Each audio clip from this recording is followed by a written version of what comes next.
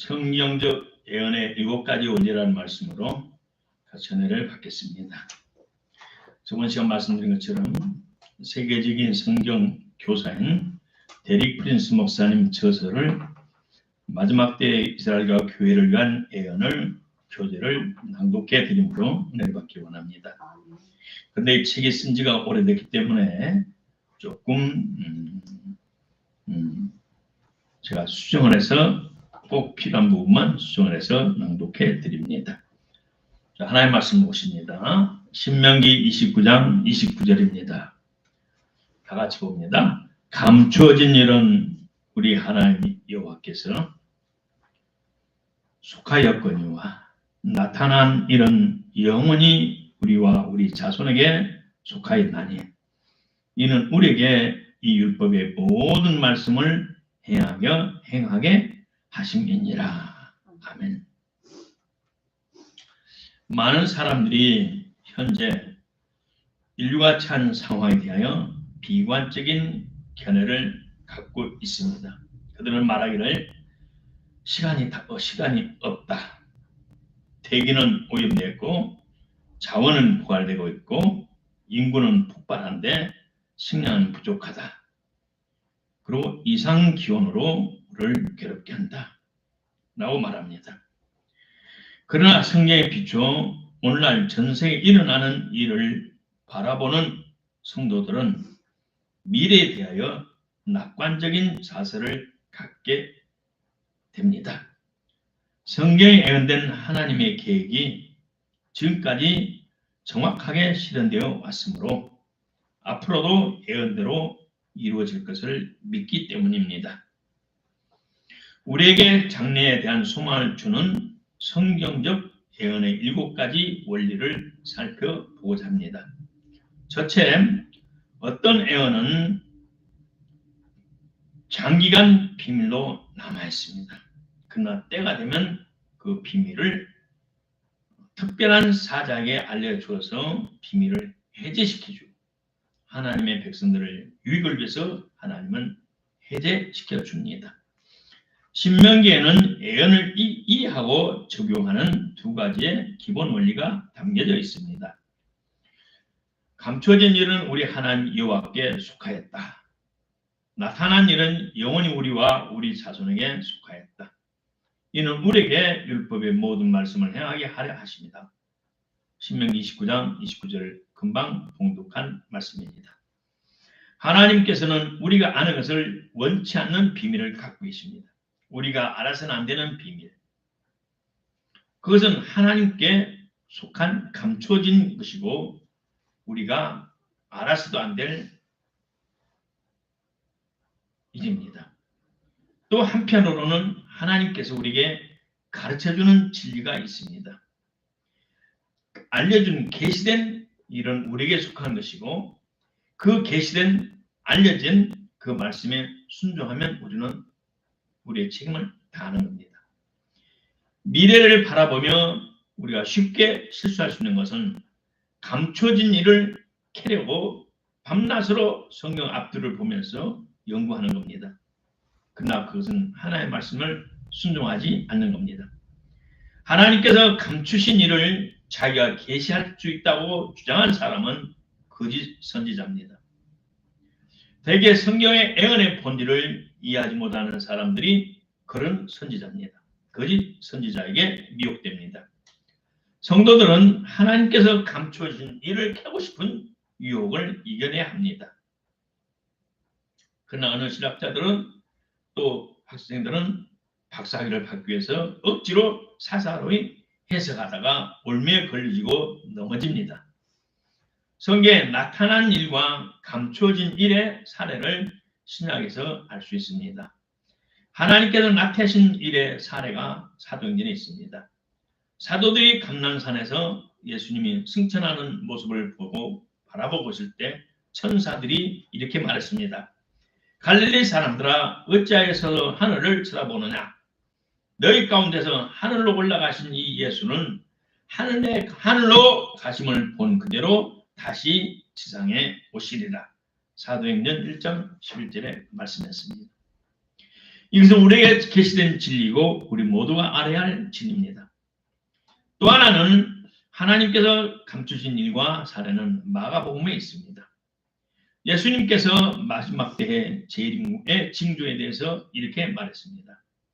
그러나 그날과 그때는 아무도 모르나니 하늘에 있는 천사들도 아들도 모르고 아버지만 아시느니라. 마가복음 13장 32절입니다. 예수님께서 지상으로 재림하실 정확한 날짜와 시간은 하나님만이 아십니다. 심지어 하나님 아들 예수님도 나는 언제 재림할지 나도 모르고 있고 하나님의 신호를 기다리고 있다고 그 당시 그렇게 말씀하셨습니다. 2000년 전에 예수님이 복음을 전할 때 제자들에게 말씀했습니다. 만일 오늘날 어떤 사람이 예수님의 재림 날짜와 시간을 정확히 알고 있다라고 선전하고 광고한다면 이것은 성경과 은나는 주장입니다. 이런 사람은 거짓 선지자입니다. 예수님은 마가복음 13장 33절로 37절까지 이렇게 말씀했습니다. 주의하라, 깨어라, 깨있으라. 그때건지인지 알지 못합니다. 사람의 집을 떠나 타국으로 갈 때 그 종들에게 권한을 주어 각각 사물을 맡기며 문지에게 깨있으라 말한 것 같으니 그러므로 깨있으라. 집주인이 언제 올는지 혹 저물때일지니 밤중일든지 새벽 다 올 때인지 새벽일든지 너희가 알지 못합니다. 그가 갑자기 와서 너희가 자는 것을 보지 않도록 하라. 깨어있으라. 내가 너희에게 하는 이 말은 모든 사람에게 하는 말이니라 하시니라. 이 비유에서 주인은 집을 떠나 타고 있는 동안 하인들에게 각각 해야 할 일을 나누어 맡기셨습니다. 그러면서 문지기는 깨어서 문을 잘 지키라고 말했습니다. 이것은 우리 모두가 깊이 마음에 새겨야 할 하나님의 경고입니다. 우리가 하나님 앞에 심판 때 쓸 때 각각 자기가 맡은 책임을 사명을 얼마나 성실하게 완수했는지 하나님께 헤매야 할 것입니다. 이 말씀은 2000년 전 예수님께서 말씀하셨고 살아생전에 말씀하셨고 그리고 죽었다가 부활하셔서 승천하셨습니다. 그리고 얼마 후에 하나님께서 사울을 불러서 바울로 바꿔주었습니다. 바울이 변해서 하나님의 큰 사도가 되었습니다. 그는 데살로니가전서 5장 4절에서 도적같이 임하지 아니하리니 도적같이 임하지 아니하리니 도적같이 임하지 아니하는 것은 제자들이 하나님께서 특별히 부르는 사자들에게 하나님이 특정한 시간을 알려주신다고 말씀했습니다. 그러니까 전자와 후자의 갈등이 있는 것 같지만 그렇지 않습니다. 하나님 애언은 어느 동안 오랫동안 감춰졌다가 어느 때가 되면 하나님께 특별히 부르는 사자에게 그걸 가르쳐 주시고 그걸 집행하도록 해 주신다는 겁니다. 노아의 때가 되니까 노아를 불렀고 소돔 고모라가 망하기 전에 아브라함을 불러서 조카를 구하게 하셨습니다. 두 번째, 애언은 주어지는 이유가 있습니다. 진리가 우리에게 계시되는 이유는 그 말씀을 진리를 행하게 하려 위함입니다. 하나님께 우리에게 계시된 진리를 주셨는데 우리가 지키지 않으면 그는 불순종한 것이 됩니다. 성경의 애언의 목적은 우리에게 해야 할 일을 알려주기 위함입니다. 주님이 오신다는 말은 것은 대비하고 준비하라는 말입니다. 계시된 일에 순종하는 사람에게는 하나님은 더 많은 것을 계시해 주셔요. 그러나 첫 번에 계시된 일을 불순종한 사람은 그 다음에는 계시지 않아요. 순종하지 않는 자식에게 또 하라고 하지 않습니다. 적은 계시에 순종하면 더 큰 계시를 주어요. 오늘날 너무나 많은 사람이 하나님의 계시를 받지 못한 것은 과거에 하나님의 계시를 줬는데 그걸 순종치 않고 집행하지 않으니까 너 줘봐야 헛것이야. 안 주시는 거예요. 이미 계시된 일을 따르지 않는 사람에게 굳이 그 다음에 일어난 일을 계시할 필요가 없어요. 가치가 없어요.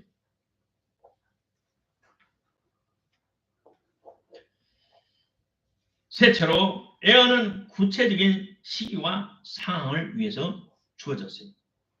많은 예언이 특정한 때와 상황을 위해서 주어졌어요. 특정한 때가 있어요. 하나님 정한 때. 그리고 그 정한 때와 상황이 닥치기 전에 그 예언의 의미를 이야기는 어려워요. 그 전에는 어려워요. 예를 들어 에레미야 30장에는 이스라엘이 그들의 고향에 돌아갈 고향으로 회복된다는 예언이 있는데 그들은 그 당시에는 믿지를 못했어요.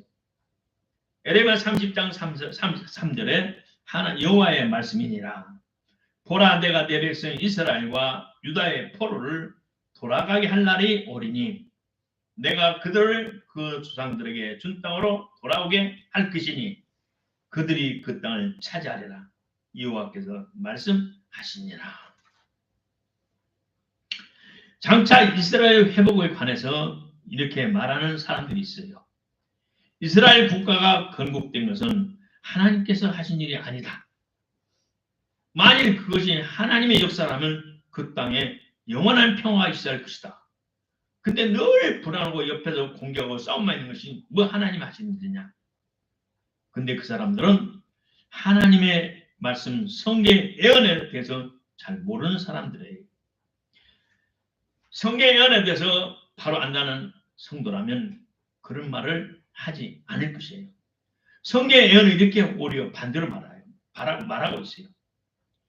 에레미야 30장 4절로 7절의 말을 말씀하시기를 여호와께서 이스라엘과 유다에 대하여 하신 말씀이 이러하니라. 여호와께서 이와 같이 말씀하시되 우리가 무서워 떠는 자의 소리를 들으니 두려우며 평안함이 아니니라. 너희는 자식을 해산하는 남자가 있는가 물어보라.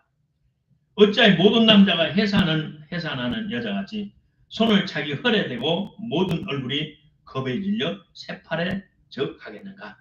슬프다 그날이여 그와 같이 엄청난 일이 없으리라. 그날은 야곱의 환난의 때가 되미로다. 그러나 그가 환난에서 구하여냄을 얻으리로다. 이스라엘이 건국되면 건국 후부터 어려움이 있다는 겁니다. 이스라엘이 자기들의 영토를 회복할 때는 평화의 시대가 아니라 유대 역사상 가장 어려운 환난이 닥칠 것이라고 성경은 그렇게 예언을 하고 있어요. 그래서 계속 이스라엘은 옆에서부터 공격을 받고 있는 거예요. 하나님은 그때 당신의 백성이 환난을 면하지 않는다. 면하게 될 것이다. 말씀하지 않고 환난에서 구원을 받을 것이라고 말씀했어요. 건국하고 환난이 오는 거예요. 그렇지만 하나님께서 그들을 구원해내리라. 에레미야 30장 24절에 여호와의 진노는 그의 마음에 뜻한 바를 행하여 이루기까지는 돌이키지 아니하나니 너희가 끝날에 그것을 깨달으라. 이 말씀은 마지막 때가 되어야 너희가 이 예언의 말씀을 깨닫게 된다는 겁니다. 아직 실현되지 않은 성경의 예언들도 정한 때가 되어야 우리는 그 의미를 이해하게 됩니다. 넷째로 예언은 지침으로 우리에게 주어집니다. 지침서로 주어집니다. 성경의 예언의 또 다른 목적은 우리가 해야 할 일과 해서는 안 될 일에 대해서 지침으로 주어지는 겁니다. 성경적 예언의 원리를 모르는 사람들은 하나님께서 일어나지 않으리라고 말씀하신 일을 일어나게 하려고 애를 써요. 하나님은 안 된다는 것을 되게 하려고 애를 써요. 안 된다는 겁니다. 하나님께서 어떤 일이 일어나지 않을 것이라고 선언하셨다면 그 일이 안 일어나도록 놔둬야 돼요. 그런데 그것을 하나님이 하지 못한 것을 자기가 하려고 온 힘을 다 쓰고 모든 걸 투자한다는 것은 시간 낭비고 하나님의 말씀을 무시하는 거고 하나님을 대적하는 거예요. 한 가지 신약 성경적인 예는 마태복음 24장 19절부터 20절에 있어요. 예수님은 다음같이 말씀하셨어요. 그날에는 아이 된 자들과 젖먹이는 자들에게 화가 있으리로다. 너희가 도망하는 일이 겨울에나 안식일에 되지 않도록 기도하라. 마태복음 24장 19절로 20절. 이스라엘 땅에 살고 있는 사람이라면 누구나 이렇게 기도하고 싶을 것입니다. 하나님, 제가 도망가는 일이 일어나지 않게 해주세요. 소용없는 일이에요. 하나님께도 도망가는 일이 있다고 그랬어요. 그래서 도망가는 일이 반드시 생기는 거예요. 그런데 도망가는 날이 겨울에 일어나지 않도록 기도하라고 그랬어요. 겨울에 일어나지 않고 안식일에 일어나지 않도록 기도하라고 그랬어요. 그러므로 기도하면 안식일에는 또 겨울에는 일어나지 않을 수가 있어요. 기도하면. 겨울에는 사람이 바깥에 더운 추위에 살기 어렵고 임산부나 갓난이를 가리는 여인이 피난가는 너무 힘들기 때문에 그렇게 안 되도록 기도하라. 다시 말하면 하나님께서 어떤 일이 일어나지 않을 것이라고 말씀하셨으면 그렇게 되도록 놔두고 기도해서 안 돼요. 그러므로 계시는 애언의 범위를 분별하고 그 범위 안에서 기도해야 하는 것입니다. 다섯째로 애언의 영은 예수님께 초점을 맞춰져 있어요. 애언한 사람이 예수님께 초점보다 말씀의 초점보다는 다른 데 있다면 헛것입니다. 요한계시록 19장 10절에 말씀하기를 내가 그 발 앞에 엎드려 경배하려 하니 그가 나에게 말하기를 나는 너와 및 예수의 증언을 받은 내 형제들과 같이 된 종이니 삼가 그리하지 말고 오직 하나님께 경배하라. 예수의 증언은 애언의 영이라 하더라. 요한계시록 19장 10절. 성경 여기서 애언의 말이 아니라 애언의 영에 대해서 말하고 있습니다. 성경적인 애언은 항상 주 예수님께 초점에 맞춰져 있습니다. 예수님은 창세기부터 요한계시록까지 모든 애언의 중심 주제입니다. 그래서 요한복음 16장 13절로 14절에 그러나 진리의 성령 오시면 그가 너를 모든 진리 가운데 인도하시리니 그가 스스로 말하지 않고 오직 들은 것을 말하며 장래 일을 내게 알리시리라.